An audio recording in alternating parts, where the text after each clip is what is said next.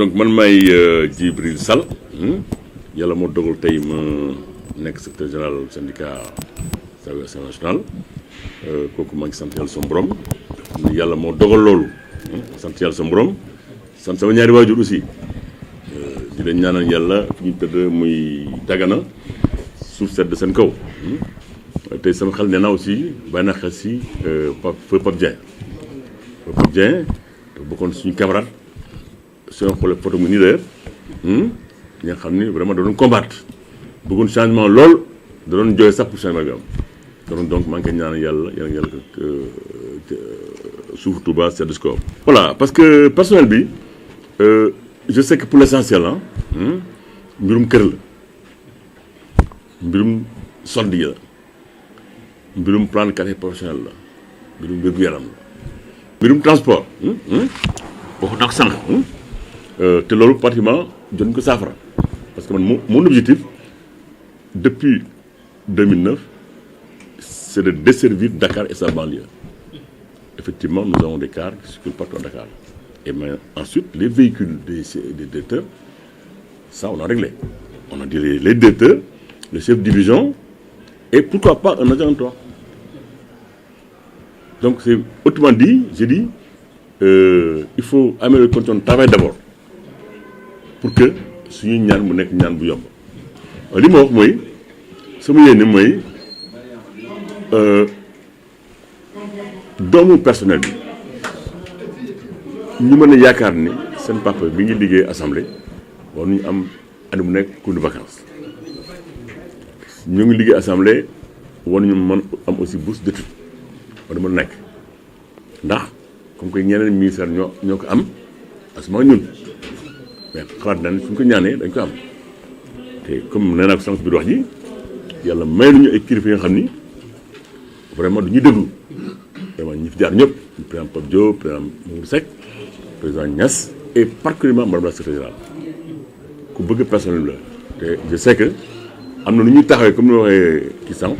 suñu nekkee benn rek lu ñu bëgg si moom am ko. lu koy réglé mooy jàpp tuuti ne am na opposant pour man c'est le travailleur de l'Assemblée nationale xooluma parce que soo jàppee opposant rek nga indi xayloo donc dama jàpp ni xooltuma ni kii moom votel wala kii voteluma ñëpp laa boole boot nekk ñëpp travailleur Assemblée nationale pour former unité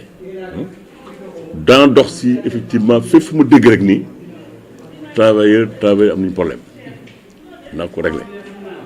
problème syndicat yu bari fii naa si dox fexe bu ñu nekk benn syndicat moom benn njëriñ loolu wax li mu wax garaawul te syndicat dafay ñaan rek la nga xam ne yaa ko moom da nga kaa ñaani loo mënul la nga xam ne moomoo ko nga ndax dafa am ko donc si solo wax na lu bari nga xam ni man doon na sama yaram donc jàpp naa ni mi ngi ma ñaax donc ma jàpp ni donc fii Assemblée nationale lu nekk mën na fi nekk. Le syndicat de l'Assemblée nationale fait partie de la confédération des syndicats des parlements africains dont moi-même je suis le rapporteur général. Donc ça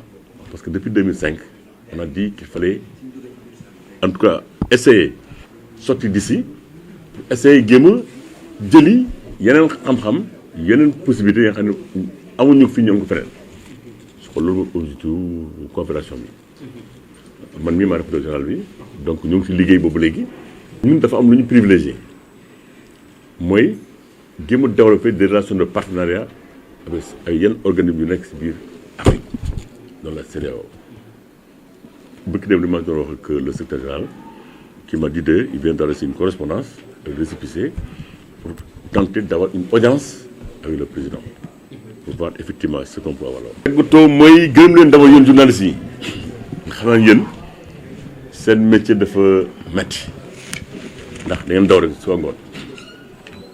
taygu leen bàyyiwu leen donc maa ngi leen gërëm baax di leen sant ngeen xam ne aussi am ngeen frère fii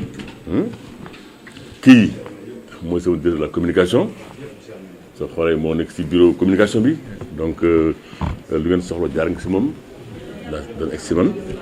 te jàppale ni bu leen un frère. maintenant tàggatu bi aussi damay lancer encore un appel aux travailleurs ñu jéem a fexe nekk benn su nekkee benn rek am nañu bëgg parce que autorités yi amuñu problème mais si ko ñu nekk benn su nekkee benn mënuñu am lu bare. donc en dehors de ça su ma ñaanee unité parce que dama fas yéene man par rapport li fi nekkoon dama ko dindi mooy je vais être tout le temps à côté des travailleurs tout le temps seen bëgg-bëgg suba ngoon dama bëgg dégg di si dox suba ba ngoon.